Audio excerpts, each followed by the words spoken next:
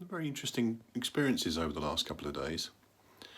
On Sunday I really wanted to have a bit of spiritual input, so I went to church and it was closed. Church was closed, and my natural reaction to this kind of thing is to complain. Bit like Muttley, if you remember Dastardly and Muttley. Which I did. However, I should not have complained. For down the road from the church that I'm currently enjoying, there's another kind of church called Absolute Music Solutions. And I have for some time desired to try out the Strymon Volante tape echo pedal. Now, what are the chances of Absolute Music having the Strymon Volante tape echo pedal?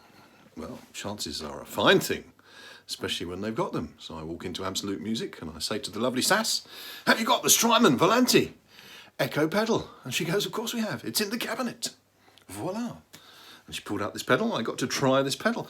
But the pedal needed the right guitar to try it with. And also wanted to try a Bigsby tremolo. But I don't like the big Gretsch guitars. My favourite's a Telecaster. We have a Telecaster with a Bigsby tremolo, which I didn't even know was possible.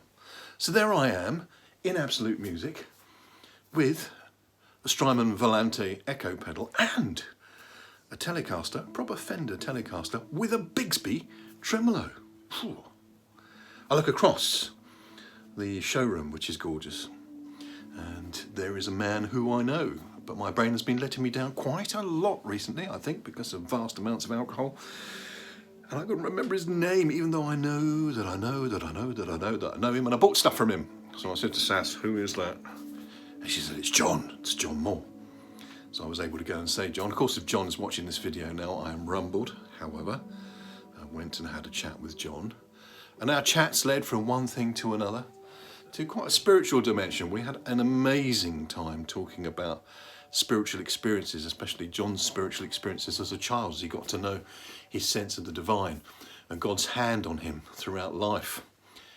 So from a moment of church is closed through to one of the most exciting encounters I've had in years.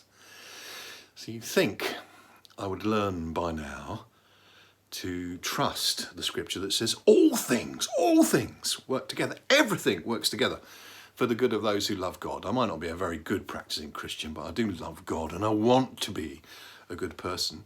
And here was the church closed, and yet a divine appointment, divine opportunity opening up to me. Well, in God's great school of life, it happened again today. And sometimes you should go public and sometimes you shouldn't go public. But I didn't have enough fuel today to get to an appointment with one of my clients who I really enjoy spending time with. So I had to cancel. And my little inner Muttley went and conveniently forgot that all things work together for the good of those who love God and who are called according to his purpose. Did I pray? No. I complained. It's a great alternative to prayer. There are prayer warriors and there are prayer warriors. So I chose worry and frustration instead. Duh. What I did do, which was good, was take action. I reached out to a whole new network on LinkedIn of amazing people, and one of them came back to me, boom, straight away, and said, "Let's have a meeting." And usually we defer that, we put that in the diary, and then we have a Zoom meeting, or in this case 3CX, thanks to Gary Buglass.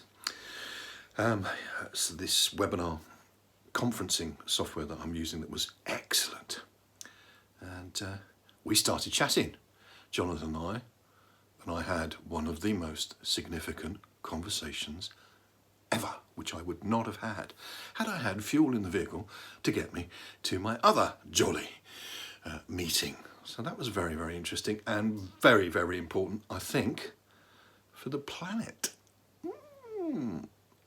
My message to you is my message to me. If you're going through frustrating times at the moment and you're tempted to channel your inner Muttley and go,